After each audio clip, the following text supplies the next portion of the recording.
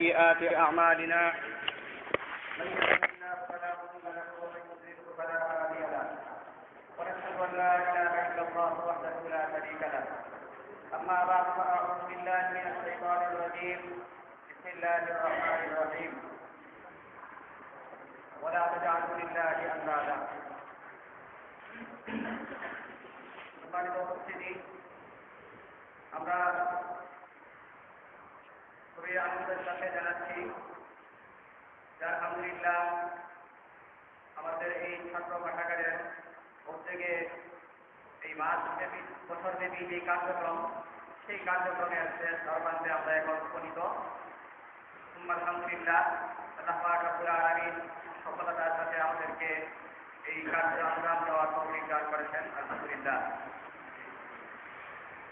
তো আজকে সর্বশেষ মাসিক বক্তৃতা অনুষ্ঠিত হয়ে গেল এবং এই মাসিক বক্তৃতার বিষয় ছিল ইসলামের দৃষ্টিতে ভাস্কর্য। ইসলামের দৃষ্টিতে ভাস্কর্য ছাত্র কাফেলা অবশ্যই ধন্যবাদ পাবে আমাদের কাছ থেকে এই সময় উপযোগী একটি বিষয়কে নির্ধারণ করার জন্য। তবে এই সময় উপযোগী বিষয়টি নির্ধারিত হওয়ার পরেও এই বিষয়টিকে নিয়ে আমাদের শ্রোতাদের মধ্যে যে আগ্রহ আর উদ্দীপনা দেখে আমার মনে হয় বক্তারাও অনেকটা হিমশিম খেয়ে এসেছেন এবং ব্যক্তিগতভাবে আমিও বলব যে যাওয়া কিছু হয়তো কথা বলার মন মানসিকতা ছিল, এর প্রায় শিক্ষকই এবং সুন্দর কোথায় গিয়ে পৌঁছেছে। তো সেই বিষয়টি নিয়ে আমরা সবাই মোটামুটি জানি ভাস্কর্য এবং বক্তৃতা এইসব বিষয়ে কিছু কথা বলা আগে উচিত ছিল হয়তো, কিন্তু বাদ বাকি আমরা এইসব বিষয়ে পাশ কাটিয়ে যাওয়ার এই যথাসম্ভব চেষ্টা করবো। একে তো এইসব বলার মতো পরিস্থিতিও এখন নাই এবং আপনাদের মধ্যে যে আগ্রহ খুব স্বাভাবিকভাবেই এসব দেখা পরিলক্ষিত হচ্ছে এবং পাশাপাশি আগে যে সামনে বেশ একটা বড় মাত্রা আসছে, এই সময়টা আমাদের বক্তার শ্রোতা, আমরা কিন্তু ভূমিকা অবতীর্ণ হব না, এই জন্য অনেকগুলি আবার আমার ব্যবহার ভূমিতে বলবো হয়তো। সব মিলিয়ে আমরা শুধু আজকের এই বিষয়টা নিয়ে কয়েকটা কথা বলি। আজকের যে বিষয়, তো এই বিষয়টা নিয়ে আমরা যারা কোরআন হাদিস সম্পর্কে যাদের অভিজ্ঞতা মোটামুটি আছে এবং এই এর সাথে কিছুটা সম্পর্ক আছে, আমরা সবাই মোটামুটি এই বিষয়টা জানি যে যদি আমরা বক্তৃতা যেখান থেকে শুরু করেছিলাম, হাদিস শরীফের মধ্যে এই ভাস্কর্য নিয়ে কি কথা আছে তা তো আছেই। হাদিস শরীফের মধ্যে এই ভাস্কর্য, মূর্তি ইত্যাদি যারা তৈরি করবে এদেরকে কিয়ামতের দিন শাস্তি দেওয়া হবে। কোথাও আছে যে সবচেয়ে কঠোর শাস্তি এদেরকেই দেওয়া হবে, কোথাও এরকম আছে যে এদেরকে বলা হবে যে তোমরা যে এটা তৈরি করেছো এর মধ্যে প্রাণ সঞ্চার করো। এই বিভিন্ন রকমের শাস্তির কথা তো হাদিসে আছেই। এই হাদিসে এই শাস্তির কথা থাকার পাশাপাশি ইজমায়ে উম্মাত সাহাবায়ে কেরাম এইসব মূর্তির বিরুদ্ধে কঠোর অবস্থান নিয়েছিলেন। আইম্মায়ে কেরাম এবং পরবর্তীতে আমাদের যে মাযহাবের ইমামরা আছেন, ওনারা ছবি পর্যন্ত এই ভাস্কর্য আর মূর্তির পর্যায়ে পৌঁছে কিনা এটা নিয়ে অনেক কথা। এই ছবিও যদি দেখা যায়, আকৃতি বোঝা যায়, মাথায় স্পষ্ট বোঝা যায়, এই সব পর্যন্ত ওনারা পরিহার করতে কত ওনারা দিয়ে গেছেন। তো ইজমায়ে উম্মাত, এরপর সাহাবায়ে কেরামের আমল, হাদিস শরীফের ভাষ্য, সব কিছু এই রিওয়ায়াত তো আছেই। বাকি আমরা এই সব কিছু ছেড়ে যদি পবিত্র কোরআনে কারীমের মধ্যেই যদি আমরা দৃষ্টি নিবন্ধন করি, তাহলেও আমরা বক্তৃতা যেখান থেকে শুরু করেছিলাম সেই সময় যদি আমরা একজন গাড়ি চাপতে রাত করে দিতাম যে আপনি এই মূর্তি আর ভাস্কর্য নিয়ে যে আয়াতগুলি আছে কোরআনে এগুলি পাঠ করুন আর অর্থ করুন, তা আমার মনে হয় না এই পর্যন্ত উনি যেতে গিয়ে বুঝতে পারতেন। কোরআনে কারীমের মধ্যে এই সংক্রান্ত এই এত আয়াত আছে আর কি, আর এত তথ্য আধিপত্য কোরআনে কারীমেই আছে। যদি সারাদিন নামাজে ইমাম সাহেব এরকম করে এটা না করলে আর কি, একটু স্বাভাবিকতার সাথে যদি কেউ তেলাওয়াত করতো আর পাশাপাশি অর্থের ব্যবস্থাও যদি করা হতো, আর ব্যাখ্যা আমাদের তো কথাই ছিল না, এই পর্যন্ত আমরা সেটা গিয়ে বুঝতেই পারতাম না এই পরিমাণ তথ্য উপাত্ত শুধু কোরআনে কারীমের মধ্যেই আছে। কোরআনে কারীমের মধ্যে যে এই পরিমাণ তথ্য উপাত্ত আছে, এত সব এই সাগর, এই সবের মধ্যে থেকে আপনি বলবেন কি এটা একটা এই অঙ্গবন্ধুর সমস্যা আর কি, কোনটা ছাড়িয়ে আর কোনটা রাখি, এই ধরনের একটা সমস্যার সম্মুখীন আমাদের প্রায়শই হতে হবে আর কি। প্রায় জায়গায় আমরা দেখবো যত নুসুসের ব্যাপারে আমাদের যত গুরুত্ব বাড়বে, নুসুসের বিষয়গুলি আমাদের যত সদস্য হবে, তত আমরা গুরুত্ব করবো, ততই দেখবো যে এই সংক্রান্ত দলিল-আদিল্লা তো আমাদের কাছে প্রচুর। তা আমাদের বলতে হবে মুসলিমের কয়েক মিনিট কথা বলতে হবে। এই সময়টায় আমাদের জরুরি হলো এখানে কেউ যদি এবং কোনটা থেকে কোনটা বেশি যোগ্য এবং বিষয়টা কোনভাবে উপস্থাপনা করলে সর্বোচ্চ সংখ্যক দলিল আদিল্লা এইসব আমরা আমাদের বক্তৃতার মধ্যে অনুপ্রবেশ ঘটাতে পারবো, এইটা আমাদের এখানে লক্ষণীয় বিষয়। সেই জন্য বিষয় সম্পর্কে যদি আমরা কিছু বলতে যাই আর কি, তাহলে শুরুতেই আমরা যেই কথাটা বলবো যে পবিত্র কোরআনে কারীমের মধ্যে মূর্তি এবং ভাস্কর্য এইসবের বিরুদ্ধে পুরোপুরি মানে যতটা কঠোর, সর্বোচ্চ কঠোর সিদ্ধান্ত এবং সর্বোচ্চ কঠোর ভূমিকা পবিত্র কোরআনে কারীমের মধ্যে পালন করা হয়েছে। এই মূর্তি আর এই যে ভাস্কর্য, এই মূর্তি ভাস্কর্য এই দুটার মধ্যে পার্থক্য এই অনেক বড় কথা। তো বিধানগত আমাদের এখানে কোনো পার্থক্য নাই, এই কারণে আমরা একসাথেই বলছি। এই মূর্তি আর পার্থক্য এই বিষয়গুলি একসাথে আমরা কথা বলছি যে এই সংক্রান্ত কোরআনে কারীমের মধ্যে যে বিষয়গুলি উপস্থাপিত হয়েছে, তো এই বিষয়গুলি মোটামুটি এমন যে আমরা যেটাকে বলি পুরা কি ঘুরিয়ে দেওয়া, আল্লাহ পাক রব্বুল আলামিনের সাথে শরীক করার একটা এখানে সামান্য সংশয় এবং সন্দেহ তৈরি হতো। অনেকে আল্লাহ পাক রব্বুল আলামিনকে বাদ দিয়ে এইসবের ইবাদত করা শুরু করতো। এই জন্য আল্লাহ পাক রব্বুল আলামিন যতভাবে বলা যায় আর কি, এই মূর্তির সাথে সংশ্লিষ্ট যারা, মূর্তি পূজা করতো যারা, মূর্তির সাথে যারা রিয়াজ সামান্যতম আছে, এদেরকে বিভিন্ন ভাবে এক এক পর্যায়ে এক একজনকে মুখাতাব করে, সম্বোধন করে একদম করে ধুয়ে দিয়েছেন। সেটাকে ভবন দোলাই হোয়াইট ওয়াশ বলে নাকি, ভবন দোয়া বলে আর কি, যেটাকে পুরোপুরি ধুয়ে দিয়েছেন, এক হাত দিয়েছেন, যেটাকে আমরা বলতে পারি আর কি অন্য ভাষায়। তো আমরা সাধারণত একবারে শুরুতেই যেটা পবিত্র কোরআনে কারীমের মধ্যে যেই বিষয়টা লক্ষ্য রাখা হয়েছে, সেটা সাধারণ নয়, সবাইকে বলা হয়েছে, যেখানে মুমিনরা অন্তর্ভুক্ত। এখানে মুখাতাবটা আইন করি আমরা, তাহলে আমাদের বিষয়গুলো সহজে এবং আমরা বুঝতে পারবো যে কোন কোন প্রেক্ষাপটে কাকে কথাগুলি বলা হয়েছে। প্রথম মুখাতাব সাধারণভাবে সবাইকে, এখানে মুমিনরাও সমানভাবে এখানে পড়ে।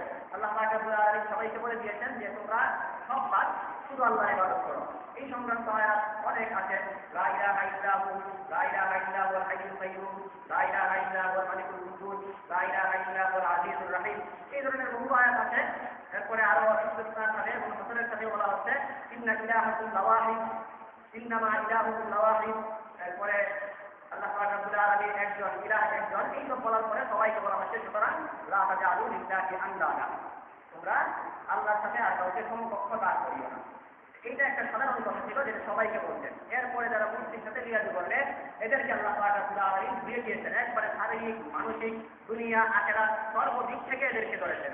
আল্লাহ পাক রব্বুল আলামিন মানসিকভাবে এদেরকে আক্রান্ত করে দিয়েছেন যে মানসিকভাবে এই সব লোক যারা আছে এরা তো অত্যাচারী, জানেন এরা অত্যাচারী, জানেন মানে জাফাকাল লাহু সুয়ার,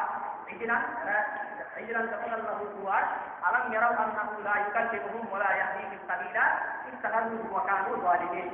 এখানে এদেরকে অত্যাচারী মানুষকে বলা হয় সুস্থ মস্তিষ্ক, শরীর সুস্থ, সবকিছুই সুস্থ, এরপরেও তাকে দিনবিদ্ধ করা হয় অত্যাচারী, এখানে একটা বদনাম রটানো হয় অত্যাচারী। আল্লাহ পাক রব্বুল আলামিন তাকে এখানে অত্যাচারী হিসাবে আখ্যা দিয়েছেন। এই অত্যাচারী আখ্যা দেওয়ার পাশাপাশি আল্লাহ পাক রব্বুল আলামিন মানসিকভাবে তাদেরকে বিকারগ্রস্ত করে তুলেছেন। এই যারা মূর্তির সাথে রিয়াজু ধরেছে এদেরকে আল্লাহ পাক রব্বুল আলামিন বলছেন যে এদের তো জ্ঞান শূন্য, এরা একদম মূর্খ।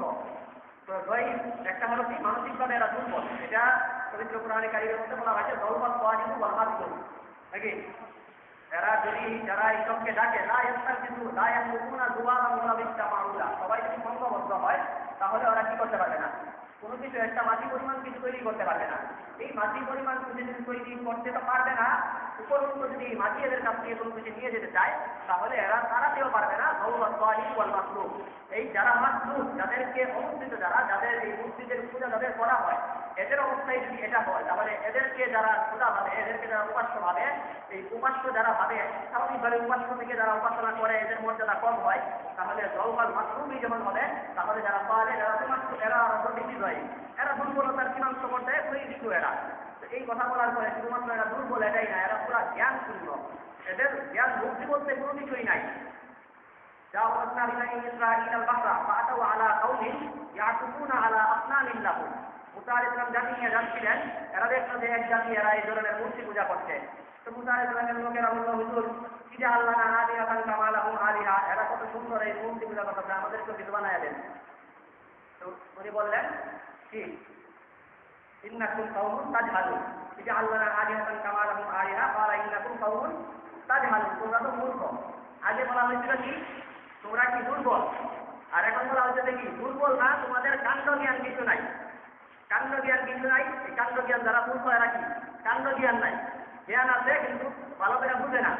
এরপরে এইটুকুই শেষ না, পরবর্তী পুরা এরা বিকারগ্রস্ত পাগল, কি বলে এরা নিজেরাই জানে না। শুরুতে বলা হয়েছিল কি এরা তো এই, এরপরে বলা হয়েছে যে এরা মূর্খ, এখন বলা হয়েছে মূর্খ হয়েছে তো এই মূর্খ তো আর পাগল না, এরা বাঁচায় এরা পাগল, আমার মূর্খ পাগল, কখন কি বলে এটা ঠিক নাই। ইন আনতুম ইল্লা ইয়াকুলুন ইন ইয়াতাবিউনা ইল্লা যান্না ওয়া মা তাহওয়াল আনফুস। এক সময় বলে যে আমাদের মনে মনে যেটা ভালো লাগে এটাই মনে করে, আবার নিজের দিকে বানায় কখনো যেটাকে যেই পাথরটাকে যখন ভালো লাগে এটা চূড়া করে, আবার কখনো বলে যে না এটা আসলে দেখছি আমাদের বাচ্চারা এরকম করতে জন্য করি, ওদের না আবার আলা উম্মাতে, কখন কি বলবে এটার কোনো ঠিক ঠিকানা নাই। এরা মানসিকভাবেই বিকারগ্রস্ত। পাগলও বলা হইলো, বিকারগ্রস্ত বলা হইলো, সবকিছুকে বলা হইলো। এরপরে বলা হচ্ছে যে এত কিছু এত ওয়াজের দরকার নাই, এরা মোট কথা লাইনচ্যুত, এরা এদের কথা নিয়ে কোনো বলার দরকার নাই, এরা লাইনচ্যুত। মান আযাল্লু মিম্মান ইয়াদউ মিন দুনিল্লাহি মান লা ইয়াস্তাজিবু লাহু ইলা ইয়াউমিল কিয়ামাতি ওয়া হুম আন দুআইহিম গাফিলুন। এরা লাইনচ্যুত। মান আযাল্লু মিম্মান ইয়াদউ, এদেরকে তোমরা আর কেউ দিতে পারে না, এদের নিয়ে কথা দিতে পারার দরকার নেই। তো এইটা তো ছিল একটা দাবি, কোরআনে কারিমের একটা দাবি। এই দাবিকে আমরা অনেকে উপস্থাপন করেছি। এই যে দাবিটা ছিল, এই দাবির পক্ষে একটা দলিল দেওয়া হচ্ছে আর কি। আল্লাহ পাক রব্বুল আলামিন বলছেন যে এটা আমি শুধুমাত্র এরকম এই ভুলিয়া বলাচ্ছি না যে বলতাছি তোমরা আমাদের বিরুদ্ধে আসছো এই জন্য বলতাছি যে তোমরা এটা কি কথা তোমরা ঠিক না, এই ধরনের কোনো কথা না। ইন হিয়া ইল্লা আসমাউন সাম্মাইতুমুহা আনতুম ওয়া আবাউকুম মা নাযালাল্লাহু বিহা মিন সুলতান। এই যুগের কোনো দলিল তাদের কিছু বুঝা পাইবে না তোমরা। আল্লাহ এই যুগের কোনো দলিল নাযিল করেননি, তোমরা এই যুগের কোনো দলিল। এখানে একটা ছোট্ট কথা, এই মূর্তি পূজার ব্যাপারে মুখাতাব করা হবে, নাস্তিকরা কখনো হবে না। কিন্তু নাস্তিক যারা এরা কি নাস্তিক যারা এরা মূর্তিও মানবে না, আল্লাহ মানে না, এরা মূর্তিও তো মানে না নাকি। মূর্তির সাথে এই নাস্তিকদের কোনো কিছু আসবে না। এই কারণে এই মূর্তি নিয়ে যাদেরকে ধুয়ে দেওয়া হয়েছে, সবাইকে এই ভাষাটা ব্যবহার করা হয়েছে, নাস্তিকের সাথে এটা যাবে না। এটা এই বিষয়টা মাথায় রাখতে হবে, মূর্তি সংক্রান্ত আয়াতগুলি বুঝতে হবে। এটা আল্লাহ পাক রব্বুল আলামিন মা নাযালাল্লাহু বিহা মিন সুলতান, এটা কি উনি কি করেননি, উনি দলিল প্রমাণ কোনো কিছু তোমাদেরকে দেননি। আর আল্লাহ আকাশ থেকে কোরআনে কারিমে দলিল দিয়েছেন না এইরকমও না। তোমরা পারলে আলুরি মাজা খালাকুম মিনাল আরদ, পারলে দেখাও যে দলিল দিতে কি হয়েছে, জমিনে এদের অনেক কৃষি আছে, এরা অনেক কার্যকলাপ জমিনে করছে, এরকম কিছু দেখাতে পারবে না। মাজা খালাকুম মিনাল আরদ আমলাহুম জিসুন ফিস সামাওয়াত, নাকি বলবা যে আকাশে এদের কিছু আছে, আকাশে এদের কোনো দখলদারিত্ব নাই, কোনো জায়গায় এদের কিছু নাই। আরেকটা কইবা যে হয়তো কোরআনে নাই, অন্য কিতাবে ছিল, অন্য কিতাব হয় না, দেখো ওইখানেও কিছু পাইবা না। অথবা আপনার কিতাবে তো নাই, কিন্তু সবার কাছ থেকে যেটা আছে সহজ মনিরা এই মূর্তির পূজা করে আইতেছেন, এই ধরনেরও কোনো পদচিহ্ন কিছু পাইবা না। আরেকটা কইতে পারতা যে কি যাদের কোন খাই এদের কোন খাই, এরা আমাদেরকে রিজিক দেয়, এর থেকে আমরা এদের পূজা করি, এটাও করতে পারবা না। ইন্নামা তা'বুদুনা মিন দুনিল্লাহি আওতানা ওয়া তা'বুদুনা ইফকা ইন্নাল্লাযীনা তা'বুদুনা মিন দুনিল্লাহি লা ইয়ামলিকুনা লাকুম রিজকা। এরা কি করবে না, তোমাদেরকে রিজিক দিতেও কিছু দিতে পারবে না। মানে কোনো কোনো সম্ভাবনা নাই, কোনো ধরনের কোনো কারণ নাই যে তুমি এই কারণে এই মূর্তি পূজার মধ্যে রেখে পাবো। এইটা তো ছিল কি, একটা হলো আম ঘোষণা, আর একটা হলো মূর্তির সাথে যাদের বিয়াদ আছে, মূর্তি পূজা যারা করে এদেরকে বলা হচ্ছে। আর আরেকটা আমরা পূজা করবে না, এরা কি, এরা এই হাইকোর্টের সামনে মূর্তি লাগাবে, সুপ্রিম কোর্টের সামনে গিয়ে এখানে পূজা করবে না, মাথা বলে না, তো মাথা বলে না। কিন্তু এদেরকে আল্লাহ পাক রব্বুল আলামিন বলেছেন যে কিছু লোক আছে, এরা কইল যে এই আমাদের দেশের 100% মুসলমান, এদেরকে সন্তুষ্ট করুন, নাকি পাশের দেশের লোকদেরকে কূটনৈতিকভাবে সন্তুষ্ট করে আমাদের সরকারের সন্তুষ্ট করুন। তো এই ধরনের দুর্নীতিমান একটা পরিস্থিতি অনেকের মধ্যে কাজ করবে, নিজের দেশের মুসলমানদেরকে সন্তুষ্ট করবে না আশপাশের হিন্দুদেরকে সন্তুষ্ট করবে। এই ধরনের পরিস্থিতি এক সম্মুখী হবে একটা দল, এদেরকেও বলে দেওয়া দরকার যে তোমরা আসলে কি করবা, এই কারে মানবা, এটা একটু বুঝানো ভালো করে যদি মানা, তোমরা যদি মূর্তিরে মানো মনে করতে হবে কি এই মূর্তি বা এই মূর্তি আর মূর্তি দেখেই তোমাদেরকে সহযোগিতা করবে, এই কোনো কিছু তোমাদের কখনো কোনো কাজে আসবে না। মূর্তি বলো আর মূর্তি বলো, এই দুইটার কোনোটাই তোমাদের কাজে আসবে না। তোমরা যদি মনে করো যে আমাদের দেশের জনগণ, এই দেশের জনগণকে বাদ কাটিয়ে, এই দেশের জনগণকে বাদ দিয়ে আমরা এই যে সন্তুষ্ট করবো আমাদের পার্শ্ববর্তী দেশকে, এদের মূর্তিকে, এটা যদি বলো, তাহলে তোমরা জেনে রাখো যে কিয়ামতের দিন এরা কি করবে। কিয়ামতের দিন এই মোদি বলো আর মূর্তি বলো, এরা তোমাদেরকে অস্বীকারই করে বলবে, কোনো কাজে আসবে না কখনো। ওয়াউমাল কিয়ামাতি ইয়াকফুরু বা'দুকুম বিবা'দ, একজন আরেকজনকে আমাদের দিন কি করে বলবে, সরাসরি অস্বীকারই করে বলবে। আর অস্বীকার যদি করতো, এটাও একটা কথা ছিল, অস্বীকার না, সেই দিন আরো তোমাদের বকা বলা করবো যে আমরা এমনি কত খারাপ কাজ করছি, কত খারাপ কাজ কইরা এমনি আল্লাহর কাছে জবাব দিতে পারতাছি না। আমরা বলতাম আল্লাহ আমাদের ধৈর্য বুঝলে যে এই খারাপ কাজ কেন করলে, এখন তোরা করতো আমাদের চুলা, এখন আবার জবাব দেওয়া লাগতেছে যে হেরা তারা চুলা করবো কেন, গেল আলু বা আলু খুব পাওয়া, আবার কি করবো একপুর বা আলু দিবাদি বয়াল আলু বা আলু খুব পাওয়া, পুকুরি তো করবো সাথে সাথে বোকার কথাও করবো, আবার তো তুমি বলে পাইছো। তো এটা হলো তারা বুজুর্গমান, যারা কি বুজুর্গমান আছে এইদিকে যাবো না সেই দিকে যাবো, এই কথাটা এই মাঝখানে যারা আছে এদেরকে আল্লাহ পাক সব ধরনের যত মুখাতাব হইতে পারে আর কি মূর্তির সাথে সবাইকে আল্লাহ পাক রাব্বুল আলামিন বলে দিতেছেন যে এর সাথে যাওয়ার কোনো জরুরত নেই। তো এইটা হলো আরেকটা দিক, দেখে আমাদের দিক যদি এইসব করো তাহলে বকাল তোমরা এরা মানবো তো না, আবার বকাও খাইবা, আবার তোমরা না নামে যাইবা এরকম না, এদেরকে তোমার নিয়ে যাইবা, এদেরকে নিয়ে যাইবা কি হয় ইন্নাকুম ওয়া মা তা'বুদুনা মিন দুনিল্লাহি হাসাবু জাহান্নাম, তোমরা আর তোমাদের উপাস্য সবাই কি হবে একসাথে সবাই জাহান্নামে রাখি হবে। তো এইটা ছিল কি, এইটা হলো যারা মুসলমান আছে এদের। এরপরে আমাদের এই যে উপস্থাপনা যারা করেছেন আর কি বক্তা, আমাদের এই বক্তাদের সাথে সংশ্লিষ্ট একটা গুরুত্বপূর্ণ প্রশ্ন এখানে। তো আপনারা তো সবাই আয়াত আর হাদিস পাঠ করে গেছেন, এই আয়াত আর হাদিসগুলির মধ্যে আমরা দেখতে পাচ্ছিলাম কি যে ওইখানে মূর্তিকে নিন্দা করা হয়েছে, মূর্তি পূজা অর্জন করা হুয়া আমরা এইগুলি আমরা সাধারণ ইবাদত করুন, শয়তানের ইবাদত করেন না, সব কিছু ইবাদত করা নাকি ইবাদত সংক্রান্ত বিষয়গুলো ছিল। কিন্তু আপনারা একটা জিনিস যদি লক্ষ্য করেন তাহলে খুব ভালোভাবে বুঝবেন, আমাদের এই যে জিনিসের মূর্তি যেটা দাঁড় করানো হয়েছে এটা ইবাদতের জন্য দাঁড় করানো হয়নি, বুঝে আসছে? এটা কি ইবাদতের জন্য দাঁড় করানো হয়নি। আপনারা যখন এই যে এই ধরনের এই কি উচ্চবাদ্য করছেন এখানে, এটাকে সাধারণ বাংলার এলাকাবাদী করতে হবে নাকি, তো এই যে উচ্চবাদ্য করছেন আপনারা যদি একটু এই যে বড় একটু উপরের মধ্যে যে কোনো কিছু সম্মুখীন হন, আপনাদেরকে এই প্রশ্ন করে বলছে বন্দি সাহারা কি ব্যাপার, আপনারা এত আয়াতের সাথে ওয়াজ করতেছেন ইবাদত করা যাইব না মূর্তি, আমরা এসবের ইবাদত করি না, যে আপনারা এখানে কি জন্য আন্দোলন করতে চাইছেন, এসব ইবাদতের জন্য প্রতিষ্ঠা করা হয়নি। তো এই কারণে এই কোরআনে কারিমের এত সব আয়াত আর এত সব হাদিস থাকতে আমাদের এখানে এই কয়টা আয়াতের অবশ্যই দরকার ছিল, যেহেতু আমাদের এই যে আমাদের ছাত্র কাফেলা ওই বিষয়টাই নির্ধারণ করতে এই ঘটনাকে কেন্দ্র করে, অবশ্যই নচেত এই বিষয়টা সামনে আসার কথা না। আর এই বিষয়টা কেন্দ্র করেই কিন্তু এটাকে আমাদের এই বিষয়টা নির্ধারণ করা হয়েছে, এই জন্য এই বিষয়টার সাথে যায় এমন আয়াত আমাদের অবশ্যই দরকার ছিল। তো এমন আয়াত দরকার ছিল মানে এমন আয়াত দরকার আমরা যা করছি যা কিছু করছি সব কিছু ছিল কি মূর্তি পূজা করা যাবে না এই তো, কিন্তু এখানে মূর্তি পূজার বিষয় না, মূর্তি পূজার বিষয় না, এখানে মূর্তি পূজা একটা মহব্বত, নিছক একটা মহব্বত, তো নিছক একটা মহব্বত পূজা না। এই জন্য আমাদের এখানে যে জিনিসটা জরুরি ছিল এগুলো মূর্তির মহব্বত যে রাখা যাবে না এই সংক্রান্ত নজ দরকার ছিল, মূর্তির প্রতি মহব্বতও রাখা যাবে না এই সংক্রান্ত নজ দরকার ছিল। ওমিনান নাসি মান ইয়াত্তাখিযু মিন দুনিল্লাহি আনদাদান ইউহিব্বুনাহুম কাহুব্বিল্লাহ, ওমিনান নাসি মান ইয়াত্তাখিযু মিন দুনিল্লাহি আনদাদান ইউহিব্বুনাহুম কাহুব্বিল্লাহ। এটা একটা ছিল যে মূর্তিগুলোকে ভালোবাসে এরা, আল্লাহকে যেমন ভালোবাসা দরকার ছিল এই ভালোবাসাটা এরা এই মূর্তিগুলোকে ভালোবাসে, এটা একটা প্রশ্ন ছিল। কিন্তু এখানেও কিছু প্রশ্ন থাকতে পারে যে মূর্তিকে ভালোবাসলাম না আমরা ভালোবাসলাম মোদীকে, কারে ভালোবাসলাম? মূর্তিকে ভালোবাসলাম না, ভালোবাসলাম আমরা মোদীকে। মোদীকে যদি ভালোবাসা হয় তাহলে কোরআনে কারিমে এটাও বলছে যে মূর্তি ভালোবাসা না করে যদি মোদীর ভালোবাসায় এটা তোমরা স্থাপন করতে যাও সেই স্থাপনাটারও কোনো সুযোগ নাই। কেন? ইন্নামা তা'বুদুনা মিন দুনিল্লাহি আওসানান মাওয়াদ্দাতা বাইনিকুম ফিল হায়াতিদ দুনিয়া, দুনিয়াতেই এক সরকার আরেক সরকারের ভালোবাসে এই আশায়ও অনেকে কি করে, এই আশায়ও অনেকে এই ধরনের এই মূর্তির সাথে বিরাজি করে ওঠে। ইন্নামা তা'বুদুনা মিন দুনিল্লাহি আওসানান মাওয়াদ্দাতা বাইনিকুম ফিল হায়াতিদ দুনিয়া, কূটনৈতিক সম্পর্ক কূটনৈতিক মহব্বত রাখার জন্য অনেকে দুনিয়ার জীবনেই কূটনৈতিক মহব্বত রাখবে, এই কারণে অনেকে কি করতে পারে এই নিজেদের মূর্তি স্থাপন করতে পারে। আর বলবে হয়তো কি যে আমরা তো মূর্তির ইবাদত করি না, মূর্তিরে ভালোবাসি না, মূর্তিরে ভালোবাসো না, মূর্তির ইবাদত করো না, তারপরেও মূর্তি স্থাপন করা যাবে না। কেন? মাওয়াদ্দাতা বাইনিকুম ফিল হায়াতিদ দুনিয়া এটাও নিষেধ। মূর্তির যে মানে দুনিয়ার জীবনে কূটনৈতিক সম্পর্ক রাখার জন্য পার্শ্ববর্তী দেশের সাথে রিয়াজ রাখার জন্য এইটাও যদি করা হয় এটাও কোরআনে কারিমে করা থাকে, মানে কোনো কিছু বাদ রাখছে না, যা কিছু আছে যেইভাবে ধরা যায় বলুন না ভয় ক্লাস করছে যা যতভাবে ধরা যায় আর কি যে মূর্তির সাথে রিয়াজ যারা রাখছে এদেরকে এইটাও তোমাদের করা যাবে না।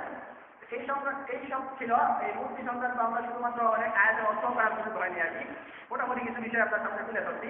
এরপরে আরেকটা প্রশ্ন এখানে থাকতে পারে, এই প্রশ্নটা হলো যে এইখানে আমরা এটা তো বাংলাদেশ স্বাভাবিকভাবেই বাংলাদেশে কেউ খেলাফতের ঘোষণা দেয়নি, বাংলাদেশে যেহেতু খেলাফতের ঘোষণা দেয়নি এর অর্থ হলো আমরা কি করতে পারবো যে কোনো স্থাপনা যে কোনো এখানে মুসলমান মুসলিম সাম্রাজ্যের শাসিত রাষ্ট্র যেটাকে খেলাফত বলে সেটা এখানে না। এই তো এইটা যেহেতু না, তাহলে টেনিসের মূর্তি যেটা, এই টেনিসের মূর্তিটা বিশ্বের দরবারে এটা কি সমাদৃত। বিশ্ব এটাকে স্বীকৃতি দিয়েছে যে এটা কি, এটা ন্যায় নিষ্ঠার একটা প্রতীক। তো ন্যায় নিষ্ঠার একটা প্রতীক হিসেবে এটাকে স্বীকৃতি দিয়েছে। তো এইটাকে যে স্বীকৃতি দিয়েছে, আমাদের এখানে একটা গুরুত্বপূর্ণ প্রশ্ন আছে যে আমাদের তো মূর্তি জিন্দাও আছে, মূর্তি কি আছে, মুদ্রাও আছে। সরকার প্রধান আমাদের এটাও তো একটা মূর্তি, এইটা জিন্দা, আপনারা কখনো কি করেন না যে এই আমরা তো এই আন্দোলন বাদ দিয়ে দিচ্ছি, এই আন্দোলন তো আমরা বাদ দিয়ে দিচ্ছি যে সরকার নামাতে হবে, এই আন্দোলন থেকে আমরা কেউ করি। কিন্তু আপনি কোরআন হাদিস দেখেন, নারী নীতি হারাম, গণতন্ত্র হারাম, এসব হারাম না। হ্যাঁ, আমরা মুসলিমরা আছি, এসব কি স্পষ্ট হারাম, অথচ সেই মূর্তিও হারাম। তো আপনি মাইনা নিতে পারছেন যে মূর্তির আন্দোলন করছি, নারী নেতৃত্ব সরানি এই আন্দোলন করবেন না, গণতন্ত্রের বিশেষ চলছে সেই আপনি মুখ খুলেন না, মূর্তি লাগাই দিনের মধ্যে মুখ খুলতে যাচ্ছেন জন্য। হারাম তো কোনো কিছুই আছে, এত হারাম থাকতে মূর্তির বিরুদ্ধে ক্ষেত্রের জন্য। তো আমাদের যদি মাঠ পর্যায়ে আন্দোলন করতে হয়, এই প্রশ্নটার উত্তর আমাদের জানা থাকতে হবে। তো আমরা এটা জানতে হবে তাহলে এই আন্দোলন আমরা কেন করছি। তো এই সংক্রান্ত ছোট্ট কথা যে আমরা তো সবাইকে আবার একটা আলহামদুলিল্লাহ পাচ্ছে আমাদের এই যে মোটামুটি অনেকের বিরোধী আজকে আরেকটা রায় হয়েছে যে রাষ্ট্র ধর্ম ইসলাম বহাল থাকবে, এই রায়টা আজকে দিতে আর কি। তো আগেই তো একটা তুমুল আন্দোলন হয়েছিল, সেই আন্দোলনের পরে সরকার পক্ষ থেকে গেছিল, কিন্তু তখনকার যারা এই যে উকিল পর্যায়ে যারা আসছিল সেই আন্দোলনে, যারা পরবর্তীতে রিস্ক করছিল আবার যে আমাদেরকে কোনো ধরনের কথা বলার আগে হারিয়ে দেওয়া হলো কেন, সেই জন্য এরা আবার মামলা করছে। সেই মামলার রায় আজকে আসছে, যেই মামলার রায় হলো যে রাষ্ট্র ধর্ম ইসলাম বহাল থাকবে। সেই জন্য আমাদের কথা বলাটা খুবই সহজ যে রাষ্ট্র ধর্ম ইসলাম বহাল থাকবে। আমরা একটা বিষয় উসুল ছিল একটা যে গণতন্ত্র, সেই উসুলের চিন্তায় আমরা হারিয়ে গেছি, খেলাফত আমরা হারিয়ে ফেলেছি। উসুল ছিল গণতন্ত্র না জায়েজ, এই গণতন্ত্র জায়েজ আমাদের তিক্ততা সত্ত্বেও আমাদের এটা মাইনা নিতে হয়েছে, আমরা খেলাফত থেকে ফিরে আসছি।